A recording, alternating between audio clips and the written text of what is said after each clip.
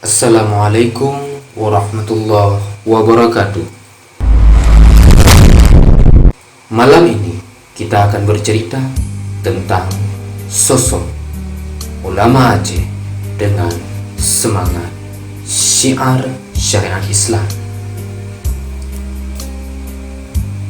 Tengku Haji Fakir Hakir Ahmad Dewi adalah seorang tokoh ulama pendakwah, lahir 19 Januari 1951 di Dusun Bantayan, Gampong Kede, Kecamatan Darul Aman, Idicu, Aceh Timur. Ayahnya bernama Tengku Muhammad Hussein, berasal dari desa Menasah Kembang, Kecamatan Syamdalira Arun, Aceh Utara. Sedangkan kakeknya bernama Tengku Hasbalah, salah seorang ulama besar dari Samudra Pasir yang digelar atau yang berlakab Tengku Syik di Menasah Kumbang. Tengku Hasbalah atau lebih dikenal dengan Tengku Syik Menasah Kembang adalah seorang ulama yang menguasai ilmu tafsir, ilmu bayan, ilmu fiqh, dan juga ilmu siasah. Tokoh yang berbadan atletis ini terkenal sebagai ulama yang moderat. Bagaimana tidak, beliau menguasai dengan baik bahasa Aceh, bahasa Melayu, bahasa Prancis, bahasa Inggris, dan juga bahasa Arab. Ketajaman pikirannya ini sangat dikagumi oleh kawan maupun lawan. Bahkan pada saat perang kolonial Belanda di Aceh berkecamuk, beliau ikut bergabung dengan mujahidin-mujahidin lainnya untuk berperang di Samudra Pasir. Selain itu, beliau sangat ahli dalam ilmu faraid, ahli dalam hal berdialog dan berpidato. Bakat inilah yang sepenuhnya turun kepada Tengku Ahmad Dewi. Ibu Tengku Ahmad Dewi bernama Dewi, kelahiran Pedage atau Serdang Pedagai, Sumatera Utara. Nama inilah yang kemudian menjadi nama belakang atau lakab Tengku Ahmad Dewi. Sedangkan nama asli atau nama lahir beliau adalah Ahmadullah. Namun karena wajah beliau sangat mirip dengan ibunya, maka orang-orang mengaitkan nama beliau dengan nama ibunya, sehingga terlahirlah sebutan panggilan atau lakab Tengku Ahmad Dewi. Sedangkan pendidikan daripada Tengku Ahmad Dewi, Tengku Ahmad Dewi pernah bersekolah formal di Madrasah Ibtidayah Idicu atau setara dengan sekolah dasar. Kemudian beliau melanjutkan pendidikannya di Dayak, yaitu di Madrasah Tarbiyah Islamiyah atau disebut dengan MTI di daerah Matanggedo, Idicu pada tahun 1964. Menurut sebuah informasi bahwa Tengku Ibrahim Bardan atau sering disebut atau sering dilakapkan dengan Abu Panton juga pernah belajar di Dayak yang dipimpin oleh Tengku Haji Muhammad Thaib ini. Di Dayak ini, Tengku Ahmad Dewi diasuh di bawah pimpinan Abu Saleh atau Pak Cik Tengku Ahmad Dewi. Beliau adalah salah seorang anak daripada Abu Menasah Kumbang yang juga menjadi guru di Dayak MTI. Abu Saleh dikenal sebagai kader militan yang kerap kali berurusan dengan aparat keamanan di era Presiden Soeharto. Tengku Ahmad Dewi juga sempat menuntut ilmu di sebuah pesantren yang dipimpin oleh Tengku Haji Sofyan di Matangkuli sekitar tahun 1968 sampai tahun 1970. Setelah itu, beliau kembali lagi ke Idicut. Saat itu, daya MTI sudah tidak aktif lagi sepeninggalan Tengku Haji Muhammad Taib yang wafat pada tahun 1968. Karena daya MTI sudah tidak aktif, maka pendidikan Islam di Idicut pada saat itu berkiblat ke daya Darus Saadah Idicut di bawah pimpinan Tengku Haji Abdul Wahab. Pada masa itu, Tengku Ahmad Dewi juga sempat belajar pada Tengku Haji Abdul Wahab Idicut. Beliau menimba ilmu di daya Darus Saadah sambil mencari nafkah. Faktor kesulitan ekonomi menuntut Tengku Ahmad Dewi untuk bekerja sambil belajar di usianya yang masih belia. Umur beliau saat itu adalah 19 tahun. Beliau memanfaatkan potensi diri dan bakat oratornya dengan bekerja sebagai pedagang obat kaki lima. Bagi Tengku Ahmad Dewi, berdagang obat juga bisa menjadi media dakwah.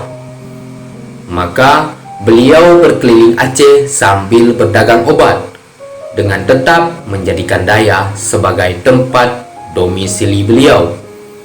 Oleh karena itu, beliau tetap menjadi santri Daya Idicut Darus Saadah dan menjadi santri Daya Matangkuli. Sebab saat itu Tengku Ahmad Dewi bolak-balik melakukan perjalanan antara dua daerah tersebut. Suatu kali pada tahun 1973, pimpinan Daya Mudi Mesra Samalanga berkunjung ke Matangkuli sebagai kunjungan seorang guru kepada muridnya untuk menyemangati muridnya tetap menyebarkan syariat Islam. Kunjungan ini memang kerap kali dilakukan oleh Tengku Haji Abdul Aziz atau biasa disapa dengan sebutan Abun Samalanga. Karena Tengku Haji Sofyan, pimpinan Daya Matangkuli, merupakan salah seorang murid Abun Samalanga.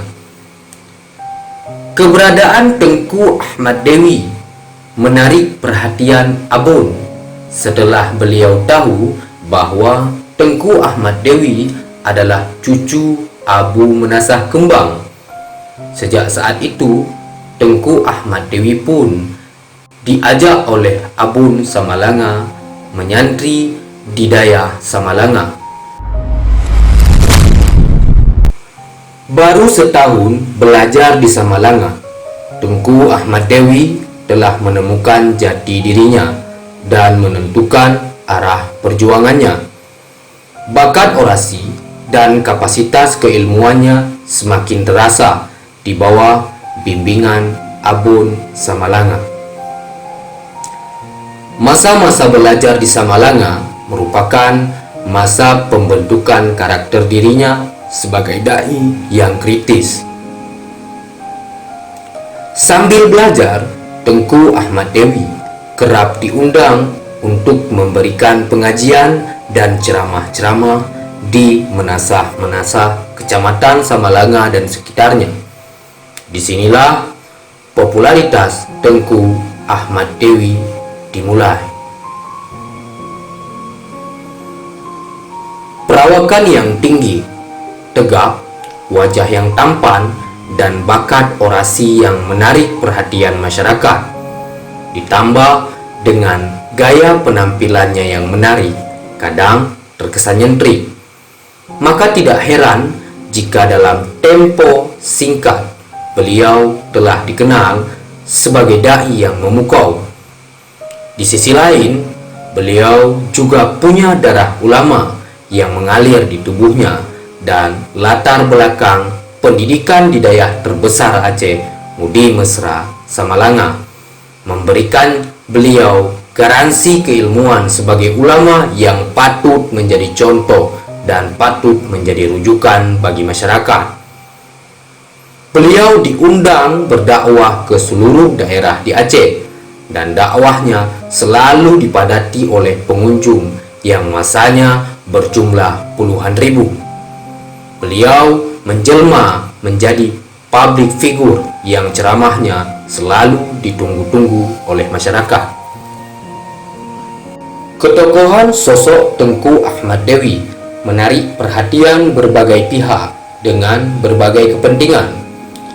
Sebuah informasi mengabarkan bahwa Tengku Hasan Tiro juga sempat mengadakan pertemuan khusus dengan Tengku Ahmad Dewi di Jinib dalam masa-masa gerilianya Aceh. Disebabkan oleh pertemuan ini, pada tahun 1977, Tengku Ahmad Dewi pun ditangkap oleh aparat keamanan dalam penggerebekan di Daya Mudi Mesra Samalanga karena diduga terlibat dalam Aceh Merdeka. Tengku Ahmad Dewi ditahan di markas Laksus Dring Buduro, Kelumpang Payung, Kabupaten Pidi.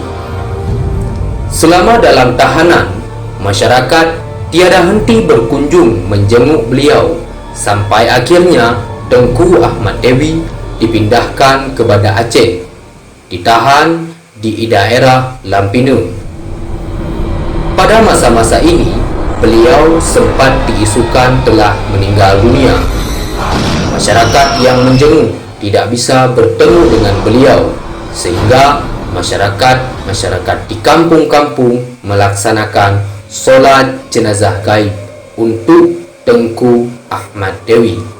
Setelah 3 bulan ditahan di Banda Aceh, datanglah seorang ulama Aceh besar, Abu Usman Fauzi, yang kala itu aktif dalam partai politik Golkar.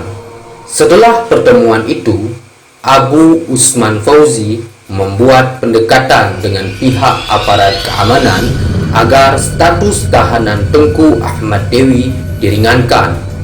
Alhasil, Tengku Ahmad Dewi menjadi tahanan rumah yang ditempatkan di Daya Abu Usman Fauzi di Desa Lungle. Setelah beberapa lama di Lungle, barulah pihak keluarga tahu bahwa Tengku Ahmad Dewi masih hidup. Lalu, keluarga menjenguknya ke Desa Lungle. Pihak keluarga memohon agar penahanan Tengku Ahmad Dewi dipindahkan ke Idicun.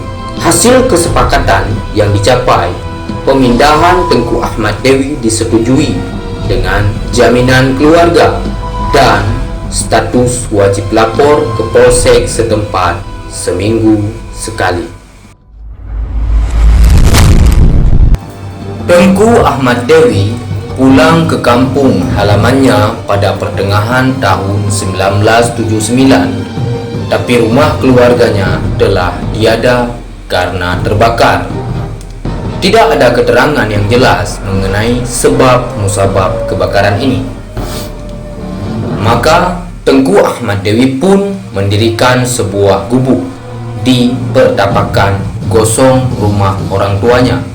Gubuk itu sebenarnya peralihan fungsi dari tempat penyimpanan padi atau sering disebut oleh orang Aceh krum padi, milik orang tuanya. Di gubuk inilah Tengku Ahmad Dewi menerima 1-2 santri yang datang berguru kepadanya. Karena rumah itu merupakan tempat tahanan baginya, maka ia menamai rumah itu sebagai BTM, Balai Tahanan Militer. Ketika santri yang berguru kepada Tengku Ahmad Dewi bertambah, Tengku Ahmad Dewi berpikir untuk mendirikan daya, dan nama BTM pun ditetapkan sebagai nama dayahnya.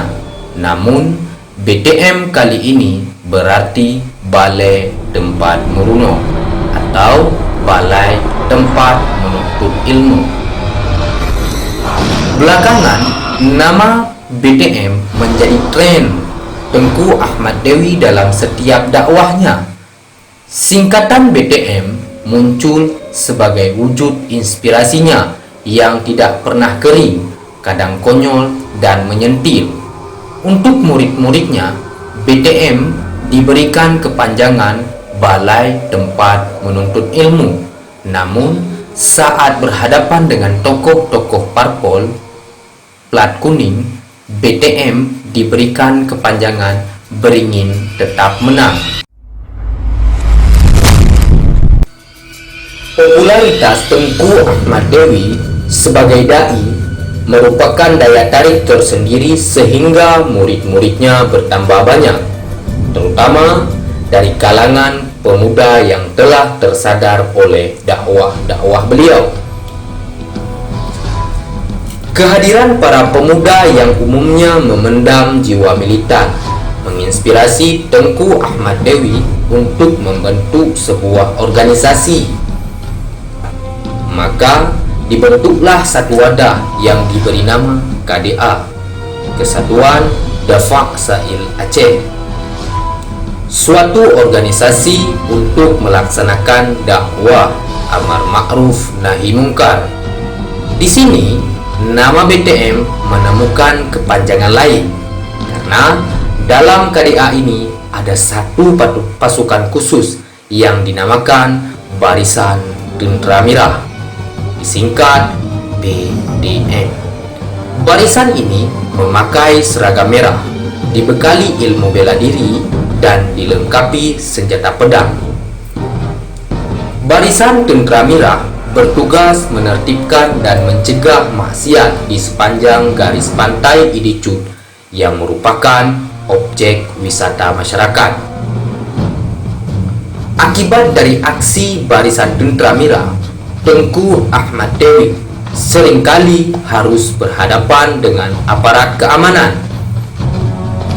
Menurut keterangan seorang mantan Barisan Tentera Mirah, masalah-masalah ini berhasil diselesaikan oleh Tengku Ahmad Dewi dengan jalan dialog.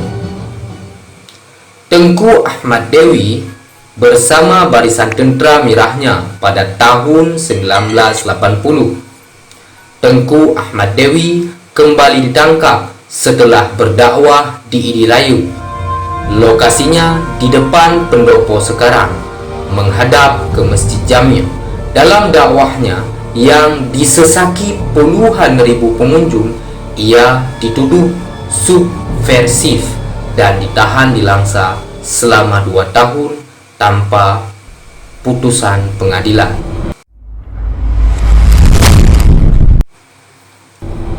Meskipun Tengku Ahmad Dewi dipenjara, Tengku Ahmad Dewi tetap melanjutkan dakwahnya. Hanya saja sasaran dakwahnya kali ini menjadi lebih spesifik, yaitu para penghuni rutan saja. Ia menggelar pengajian untuk mengajak narapidana bertobat kembali ke jalan Allah.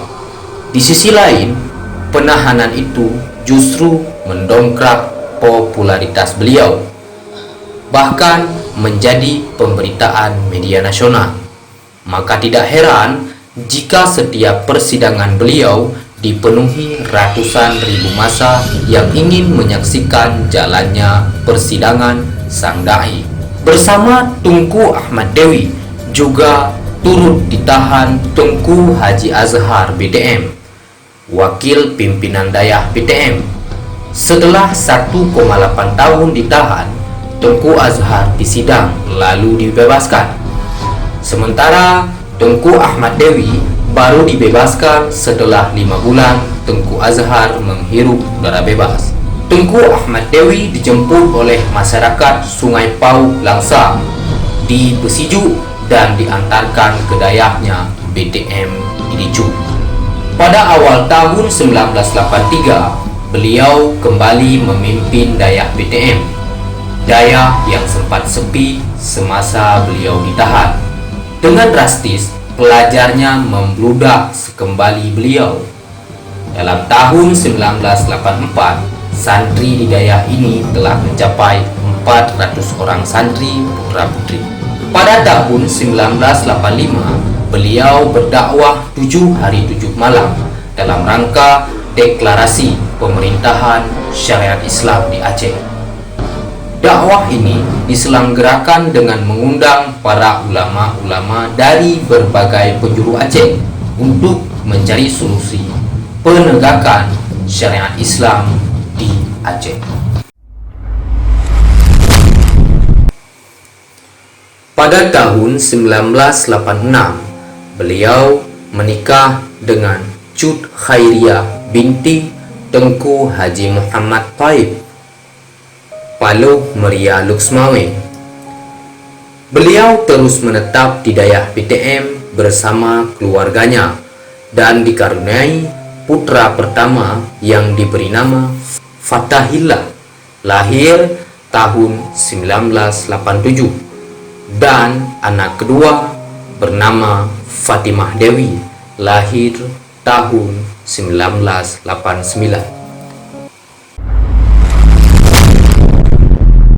Setiap yang bernyawa pasti akan mati. Setiap yang bernyawa pasti akan kembali. Setiap yang bernyawa pasti akan meninggalkan dunia ini. Beginilah kisah Tengku Ahmad Dewi meninggal pada hari Sabtu 1 Maret 1991 pukul 9 waktu Indonesia Barat. Tengku Ahmad Dewi menerima surat dari abangnya yang bernama Tengku Muhsinullah. Dalam surat tersebut, Tengku Muhsinullah meminta Tengku Ahmad Dewi untuk menjenguknya yang sedang ditahan oleh aparat keamanan di Teng Batre, Desa Alu Imirah. Tengku Ahmad Dewi berangkat dengan mengendarai mobil Chevrolet bersama supirnya bernama Tengku Asnawi. Pada waktu itu, Aceh berstatus siaga. Operasi Jaring Merah dilancarkan di Aceh. Sejak kepergian hari itu, Tengku Ahmad Dewi tidak pernah muncul lagi di atas podium menyuarakan tegaknya syariat Islam di Aceh. Walaupun Tengku Ahmad Dewi telah tiada, pengikut-pengikut setianya selalu memperjuangkan agar di Aceh diberlakukan syariat Islam. Akhirnya, pemerintah Aceh mengumumkan pemberlakuan syariat Islam di bumi Serambi Mekah ini. Namun, Tengku Ahmad Dewi sebagai tokoh pelopor pemberlakuan syariat Islam di Aceh sampai hari ini tidak diketahui di mana kuburannya. Tengku Ahmad Dewi meninggalkan seorang istri dan 3 orang anak. Fatahillah, Fatimah Dewi, dan Abdul Aziz, yang kala peristiwa penculikan itu masih 3 bulan dalam kandungan. Nama Abdul Aziz merujuk kepada nama guru beliau di Samalanga, Abun Abdul Aziz Samalanga. Tengku Ahmad Dewi telah mewasiatkan nama ini sebelum kepergiannya. Beliau berpesan kepada istrinya jika anaknya laki-laki agar diberi nama Abdul Aziz. Apakah kita harus menuntut balas kepada pelaku pembunuh Tengku Ahmad Dewi? Jawabannya tidak. Karena walau bagaimanapun, sifat dendam adalah sifat yang dibenci oleh Allah Subhanahu wa Ta'ala. Apabila pun Tengku Ahmad Dewi masih hidup, saya yakin beliau juga tidak akan mengizinkan kita untuk membalas dendam. Apalagi hari ini apa yang beliau cita-citakan dan yang beliau perjuangkan dulu sudah terwujud, dalam butir-butir kanun syariat Islam, walaupun belum teraplikasikan secara menyeluruh.